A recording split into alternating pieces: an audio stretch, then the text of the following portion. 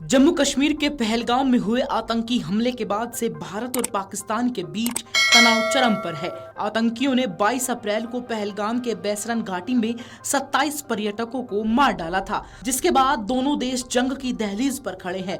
भारत के हमले की आशंका से पाकिस्तान के हाथ पैर फूले हुए हैं।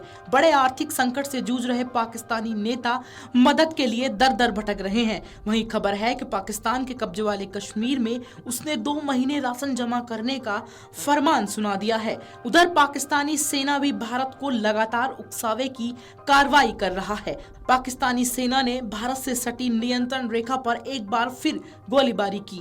पहलगाम को लेकर तनाव के बीच पाक आर्मी की तरफ से लगातार 11वीं रात सीज फायर तोड़ा है। उधर भारतीय सेना ने भी इसका माकूल जवाब दिया है।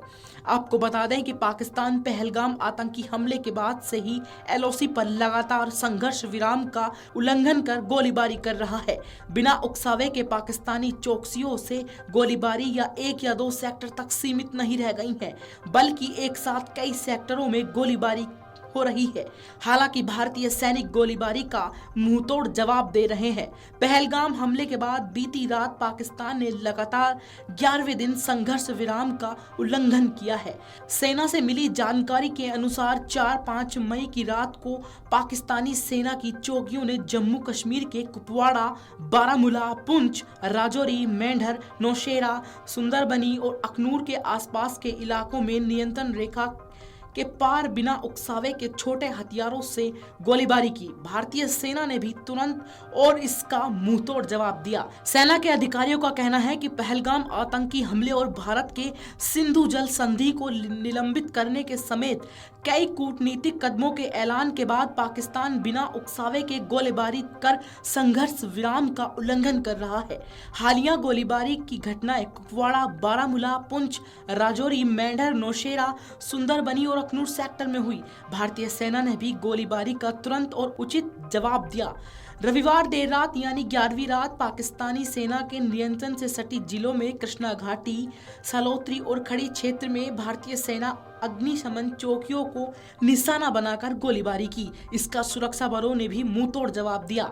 आपको बता दें कि पहले संघर्ष विराम उल्लंघन आमतौर पर 1 या 2 क्षेत्रों तक सीमित रहता था। फरवरी 2021 में भारत और पाकिस्तान की ओर से नियंत्रण रेखा पर नए सिरे से संघर्ष विराम पर सहमति बनने के बाद जम्मू कश्मीर में शांति आई थी। सेना के अधिकारियों ने बताया कि घटनाएं पीर पंजाल पर्वतमाला के दक्षिण भागों से अधिक होती हैं। इसका कारण वहां की भूमि की बनावट, क्षेत्र का भूगोल तथा अन्य कारक है।